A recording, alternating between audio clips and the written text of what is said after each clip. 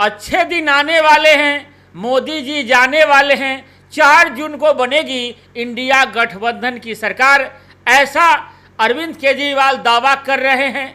अरविंद केजरीवाल अमित शाह पर चुटकी लेते हुए मुख्यमंत्री योगी आदित्यनाथ को नसीहत देते हुए कहते हैं, योगी जी कल दिल्ली आए थे, उन्होंने मुझे गालियां दी। योगी जी, मैं आपसे विनम्रता से कहना चाहता हूं कि आपके असली दुश्मन आपकी पार्टी में है। बीजेपी में अपने दुश्मनों से लड़िए। आप केजरीवाल को गाली क्यों दे रहे हैं? प्रधानमंत्री मोदी और गृह मंत्री अमित शाह आपको हटाना चाहते हैं। ये सारी बातें दिल्ली में होने वाले 25 मई को चुनाव को लेकर सामने आ रही है। एक तरफ बीजेपी अपनी पूरी फौज दिल्ली में उतार दी है। बीजेपी के बड़े बड़े मंत्री, प्रदेश के सीएम दिल्ली के सभी लोकसभा सीटों पर मुस्तैदी के साथ आम आदमी पार्टी और उनके अलायंस पार्टनर पर ताबड़तोड़ हमले कर रहे हैं। दूसरी ओर दिल्ली के सीएम अरविंद केजरीवाल ने मोर्चा संभाल रखा है। अरविंद केजरीवाल और उनकी पार्टी की ओर से केजरीवाल पर अटैक कराने की बात कही जा रही है। तल्ख टिप्पणियों के साथ अरविंद केजरीवाल बीजेपी पर अटैक कर रहे हैं। खासकर पीएम नरेंद्र मोदी, अमित शाह और यूपी के सीएम योगी आदित्यनाथ पर केजरीवाल एक के बाद एक आरोप लगा रहे हैं। दूसरी ओर बीजेपी के राष्ट्रीय अध्यक्ष जेपी नड्डा ने भी सीएम केजरीवाल पर एक के बाद एक आरोप मढ़ दिए। जेपी नड्डा मंगलवार की शाम महिंद्रा पार्क में चांदनी चौक से भाजपा प्रत्याशी परवीन खंडेलवाल के लिए वोट मांगने पहुंचे थे। लगभग 500 से 600 लोग यहां आए थे। जैसे ही जेपी नड्डा ने भाषण शुरू किया, आप बताओ G20 हुआ कि नहीं हुआ? सारे देश ने G20 देखा कि नहीं देखा? आप देखिए दिल्ली सजी कि नहीं सजी? विकास हुआ कि नहीं हुआ? आप बताओ यशो भूमि बनी कि नहीं बनी? भारत मंडपम बना कि नहीं बना? एक एक लोग मैदान से बाहर जाने लगे, कुर्सियां खाली होती गई। अरविंद केजरीवाल और इंडिया गठबंधन पर जेपी नड्डा आरोप लगाते रहे, लोग उठकर जाते रहे। भाषण के आखिर में खाली कुर्सियों से अंदाजा लगाया जा सकता है कि चांदनी चौक सीट पर माहौल क्या है। इन्हीं सारी मुद्दों के साथ आगे इस वीडियो में चर्चा करेंगे कि देश की राजधानी दिल्ली में माहौल क्या है। खबर शुरू करने से पहले आप सभी को नमस्कार। आप देख रहे हैं जनमत की पुकार आर.के. जायसवाल के साथ। राजधानी दिल्ली में गर्मी अपने चरम पर है। गर्मी का पारा काफ़ी बढ़ गया है, लेकिन चुनावी सरगर्मियां भी तेज है। देश के बड़े बड़े नेता आज कल दिल्ली में राजधानी में जमे हुए हैं। हीट वेव होने की बात भी सभी पार्टियों के आला नेता अपनी पार्टी के प्रत्याशियों को जिताने के लिए खूब पसीने बहा रहे हैं। इस भरी गर्मी में राजनीतिक गर्माहट भी देखी जा रही है। एक तरफ भाजपा के सारे बड़े नेता दिल्ली में अरविंद केजरीवाल पर हमले कर रहे हैं, तो दूसरी ओर अरविंद केजरीवाल एक के बाद एक चाल चलकर अपने विरोधियों को उसमें घेरने का प्रयास कर रहे हैं। सबसे पहले अरविंद केजरीवाल जेल से बाहर आते ही कहते हैं, मोदी के बाद कौन? फिर कहते हैं योगी आदित्यनाथ को अमित शाह निपटाने में लगे हुए हैं, और प्रधानमंत्री मोदी जी 75 साल पूरी होने के बाद योगी जी को नहीं, अमित शाह को प्रधानमंत्री बनाने वाले हैं। इस पर खूब बहस हुई, आज भी हो रही है। अमित शाह के एक बयान पर सीएम केजरीवाल कहते हैं, दिल्ली वालों को पाकिस्तानी कह रहे हैं अमित शाह, आप मुझे गाली दें, मेरे लोगों को नहीं। इस तरह केजरीवाल जेल से आने के बाद चुनाव प्रचार कर रहे हैं। लेकिन भाजपा ज़्यादा हमलावर है। चांदनी चौक सीट से बीजेपी के प्रत्याशी परवीन खंडेलवाल के लिए महिंद्रा पार्क में वोट मांगने आए जेपी नड्डा ने अरविंद केजरीवाल को खूब खरी खोटी सुनाई। जेपी नड्डा कहते हैं, भ्रम फैलाना, झूठ बोलना और जनता को मुद्दों से गुमराह करना ही कांग्रेस, आम आदमी पार्टी और इंडिया गठबंधन का विचार बन गया है। वे आगे कहते हैं, आम आदमी पार्टी और कांग्रेस ने देश को संकट में डालने के लिए कोई कसर नहीं छोड़ी। जब देश में कोरोना की महामारी चल रही थी तो केजरीवाल ने वैक्सीन का विरोध किया था और खुद चुपके से वैक्सीन लगवा लिया। इसके बाद जेपी नड्डा कहते हैं, मोदी जी का आयुष्मान भारत दिल्ली में केजरीवाल ने लागू नहीं होने दिया। नड्डा जी आगे कहते हैं, मेरा विजन चांदनी चौक लोकसभा को देश में एक मॉडल क्षेत्र के रूप में विकसित करना है। क्षेत्र में एक मल्टी स्पेशलिटी हॉस्पिटल, जगह जगह पर पिंक टॉयलेट, वरिष्ठ नागरिकों के लिए रिक्रिएशन सेंटर, युवाओं के लिए स्टार्टअप इन्विटेशन सेंटर, पार्कों में सुविधाएं, मार्केटों में इंफ्रास्ट्रक्चर डेवलपमेंट, क्षेत्र के रेलवे स्टेशनों को यात्रियों के लिए आधुनिक सुविधाओं से युक्त करना तथा माल की आवाजाही के लिए युक्त करना, क्षेत्र में केंद्रीय विद्यालय की स्थापना करने जैसे कई महत्वपूर्ण कार्य करने हैं जिससे मेरे क्षेत्र का विकास हो सके। लेकिन आपको बता दें कि मौजूदा समय में 10 सालों से भाजपा के ही सांसद हैं। डॉक्टर हर्षवर्धन 10 सालों से सांसद हैं और जेपी नड्डा के मंच पर ही मौजूद थे। तो अब इन 10 सालों के दौरान ये सारे काम क्यों नहीं हुए, ये बड़ा सवाल है। जेपी नड्डा ने राहुल गांधी पर भी टिप्पणी की।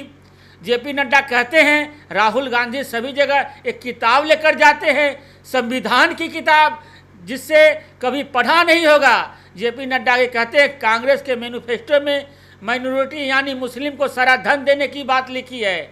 उसके बाद कांग्रेस सरकार के दौरान एक घोटाले का भी जिक्र किया। इस दौरान लोगों में उत्साह कम देखने को मिल रहा था। जेपी नड्डा भाषण देते रहे, लोग उठकर जाते रहे, कुर्सियां खाली होती रही। अंत में जेपी नड्डा के जाते ही जिलाध्यक्ष सहित 5-6 लोगों की मोबाइल चोरी की बात सामने आई। चोर को भी बुला रखा था आप लोगों ने? नहीं, देखिए, चोर भी देश का नागरिक है। अगर जिसने चोरी की है वो खुद भुगतेगा, वो कानून के दायरे में उसको सजा मिलनी चाहिए। इतना ही नहीं, जेपी नड्डा के पहुंचने से पहले कार्यकर्ता आपस में ही भिड़ गए। जिला अध्यक्ष मायूस दिख रहे थे। प्रवीण खंडेलवाल में भी उत्साह देखने को नहीं मिला। दूसरी ओर अरविंद केजरीवाल के जनसभा में भारी भीड़ देखने को मिल रहा है। ये सब क्या इशारा कर रहा है, ये तो 4 जून को ही पता चल पाएगा। मजबूत सरकार चाहिए, मजबूत सरकार, मजबूत चाहिए ना। मजबूत। आपके ध्यान में लाना चाहता हूं कि एक तरफ जब हम बात करते हैं तो मजबूत सरकार वो होती है जो सर्जिकल स्ट्राइक करके पाकिस्तान के घर में घुसकर उसके धक्के छुड़ाती है और उसको जवाब देती है। और मजबूर सरकार के नेता वो होते हैं जो फौजियों से और फौज से प्रमाण मांगते हैं, उसके लिए प्रूफ मांगते हैं। और यूपीए की सरकार में आपको याद होगा हमारे यहाँ आतंकवादी घटनाएं करते थे और भारत सरकार पाकिस्तान को उनका डोजियर भेजा करती थी। इस बार चांदनी चौक की सीट रिकॉर्ड माध्यम से जीत करके आदरणीय प्रधानमंत्री जी को और आदरणीय नड्डा जी को हम भेंट रहे हैं। कार्यकर्ताओं वीरेंद्र गोयल को माला पहनाकर स्वागत कर रहे हैं और जेपी नड्डा जी का अभी संबोधन हुआ है। कितने उत्साहित है, कितना सफल रहा आपका कार्यक्रम गोयल साहब? देखिए, कार्यक्रम हमारा बहुत सफल रहा। हजारों की संख्या में कार्यकर्ता आए और ये कार्यकर्ताओं में जोश था। जो हमारे राष्ट्रीय अध्यक्ष, विश्व के सबसे बड़े राजनीतिक दल के अध्यक्ष जिस जिले में, जिस क्षेत्र में आए तो वहाँ के कार्यकर्ताओं के लिए बड़े गर्व की बात है। सभी ने बड़े ध्यान से उनको सुना और उनको आश्वासन भी दिया कि आने वाले 25 तारीख को हम सभी प्रयास करके अपने बूथ को जिताएंगे और प्रवीण खंडेलवाल जी को भारी बहुमत से जिताकर संसद में भेजेंगे और तीसरी बार प्रधानमंत्री मोदी जी को देश का सेवक बनाएंगे। गोयल साहब, आप लोग केजरीवाल के पीछे पड़े रहे, एक सुनीता केजरीवाल और नेता आ गई। देखिए, कुछ नहीं है, ये सारे परिवारवाद की राजनीति करते हैं। जितने भी इंडी घटक हैं, आप देखिए, केवल इनका परिवार, इनको जनता से मतलब नहीं है, जन से मतलब नहीं है। लेकिन भारतीय जनता पार्टी के सिद्धांत हैं, हमारी पार्टी के अंदर परिवारवाद की और तुष्टिकरण की राजनीति नहीं चलती। इनका अंत निश्चित है। जेपी अग्रवाल हर जनसभा में अपने आप को अनुभवी उम्मीदवार बता रहे हैं। देखिए, जयप्रकाश जी हमारे आदरणीय हैं, बड़े हैं, सीनियर हैं, हमारे पिता तुल्य हैं। 83 साल की उनकी आयु है, उनके बारे में कोई अपशब्द नहीं बोलेंगे।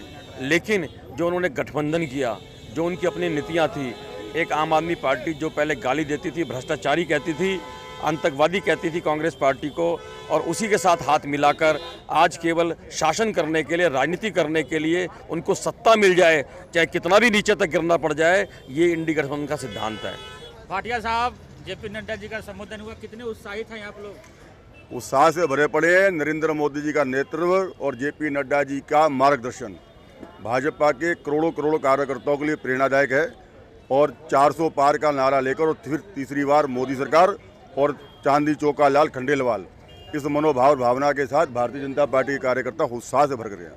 मगर केजरीवाल तो अपना दावा कर रहे हैं कि 7 सीट हम जीत रहे हैं।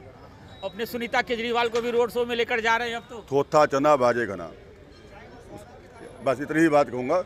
उसके पल्ले कुछ नहीं है, एक्सपोज हो गया है। अब वो अपनी है ना खिसियानी बिल्ली खंबा नोचे, अपनी वो खिसियाट छुपा रहा है, उसको सामने दिख रहा है। और उसको बड़ा उम्मीद थी कि मैं जेल से छूटूंगा, मैं ये होऊंगा, लोग मेरी निगाह पलके उठाए बैठे होंगे। कुछ नहीं, कहीं जा रहा है, कोई राम राम नहीं कर रहा उसको। और जो स्वाति मालीवाल का हुआ है वो महिलाओं को चेहरा दिखाने लायक नहीं रहा। जी के पीछे पड़ेगा तो सुनीता केजरीवाल भी आ गई।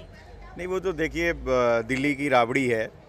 और जिन लोगों ने परिवारवाद के लिए लड़ा, जिन लोगों ने भ्रष्टाचार के लिए लड़ा, आज दिल्ली की जनता देख रही है ऐसे बहरूपिये को कि जो भ्रष्टाचार की लड़ाई लड़ता था वो 2 जून को भ्रष्टाचार में जेल जाने का इंतज़ार कर रहा है।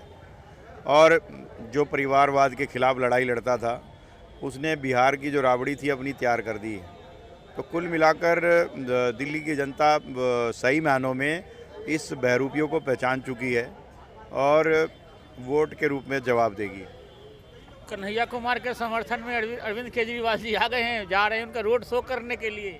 देखिए, मैं पहले भी कह चुका हूँ, जिस दिन हमें अपनी जाति पर नहीं धर्म पे घमंड होगा उसी दिन हमें देश हमारा अखंड होगा।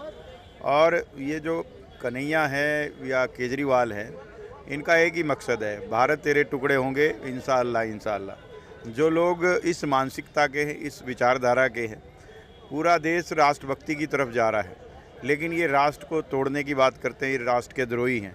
जो राम मंदिर के ऊपर कहते हैं कि मेरी नानी कहती थी कि मेरा राम ऐसे मंदिर में नहीं बसेगा जो मस्जिद को तोड़ के बनाओ।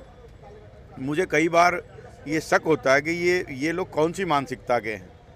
जहाँ जो राम भगवान का जन्म स्थान था, इन्होंने कभी नहीं बोला कि जन्म स्थान पर मस्जिद कैसे बन गई। लेकिन ये ऐसे दुष्ट लोग हैं, ऐसी आत्माएं हैं जो राम जन्म के स्थान को ऐसा कहते हैं कि मेरी नानी कहती थी। और अब नानी कहाँ है कि वो कहते हैं कि अगर आज 140 करोड़ देशवासियों ने राम मंदिर मिलकर बनवाया है, सबकी भावना थी, तो ये राम मंदिर के दर्शन करने के लिए जाते हैं। ये इतने निर्लज है, मुझे लगता है इनको शर्म नहीं आती क्या। पार्टी के हमारे राष्ट्रीय अध्यक्ष की आज ऐतिहासिक रैली थी। उन्होंने यहाँ दिल्ली की जनता से आह्वान किया है कि दिल्ली के 7 कमल, जो देश के प्रधानमंत्री ने कहा अब की बार 400 पार का नारा इसलिए कि इस बार देश में मोदी जी को बड़े काम करने हैं, तो उसके लिए दिल्ली के 7 कमल पुनः उनकी झोली में जाने चाहिए। और उसमें भी देश में 400 पार और दिल्ली में परवीन खंडेलवाल जी 4 लाख पार। ये हमारा लक्ष्य है, 4 लाख पार का। कैसे 4 लाख पार? जितेंद्र सिंह तोमर ने तो कमर कस लिया है पूरा एकदम, जेपी अग्रवाल को जिताने के लिए जगह जगह साथ में जा रहे हैं। उन्होंने आह्वान कर दिया है कि एक श्रीनगर से एक तरफा होगा। आज श्रीनगर में शंकर चौक पर हमारे कार्यक्रम का नव मतदाता और सर्व समाज सम्मेलन, लगभग 1000 बच्चों को हमने आज, प्रवीण जी ने उनके साथ संवाद किया, युवाओं से बातचीत की और उसके बाद हमने उनको वाटर पार्क में भेजा। उसी समय आप इसको कोइंसिडेंस कहें या कुछ भी कहें, वहीं से जेपी अग्रवाल का जुलूस निकला। उस जुलूस में मात्र 50 लोग थे। आम आदमी पार्टी का कार्यकर्ता दिखाई दिया, ना उनका कोई ब्लॉक अध्यक्ष दिखाई दिया, ना वहाँ पर। अरे मैं तो इंटरव्यू लिया हूँ, साथ में थे तोमर साहब, उनका दोनों काउंसलर पूर्व साथ में थे। आपने इंटरव्यू लिया होगा शुक्रपुर में, मैं बात कर रहा हूँ शंकर चौक की, श्रीनगर की। अच्छा। अगर दिल नहीं मिले तो दल कैसे मिलेंगे? क्योंकि दिल्ली में दोस्ती और पंजाब में नूरा कुश्ती। तो ये देश की जनता समझती है कि ये बेमेल गठबंधन है, ये लालचियों का, भ्रष्टाचारियों को एक दूसरे को बचाने का, परिवारवाद को बचाने का अपनी बड़ी चुनौती है दोनों दल जब इकट्ठा हुए। हमारे सामने कोई चुनौती नहीं है। जिस प्रकार पूरे देश की जनता नरेंद्र मोदी जी को आशीर्वाद दे रही है, पूर्व से लेकर पश्चिम, उत्तर से लेकर दक्षिण, देश के हर कोने में। और जो लोग हमारे बारे में कहते हैं कि इस बार साउथ में भी भगवा लहराएगा, बहुत बड़ी संख्या में हमारे कमल वहाँ खिलेंगे। और मैं तो ये दावे के साथ मैं बिल्कुल निश्चिंत होकर ये बात कह रहा हूँ, मेरे सिख समाज के भी लोग बैठे हैं, कि पंजाब में भी इस बार, चूंकि वहाँ कांग्रेस और झाड़ू मिलकर एक दूसरे को गाली देकर चुनाव लड़ रहे हैं, वहाँ के जो पूर्व मुख्यमंत्री चरण सिंह चन्नी ने कहा है कि पंजाब के मुख्यमंत्री को जेल में होना चाहिए। तो दिल्ली में दोस्ती और पंजाब में नूरा कुश्ती, ये देश की जनता इसको जानती है, समझती है। ये ठग बंधनों का गठबंधन है, अपने आप को बचाने का गठबंधन है। अगर आपने हमारा अभी तक चैनल सब्सक्राइब नहीं किया है तो कृपया चैनल सब्सक्राइब कर लें, लाइक करें, शेयर करें, कमेंट करें। तो मिलते हैं फिर किसी और खबरों के साथ। नमस्कार।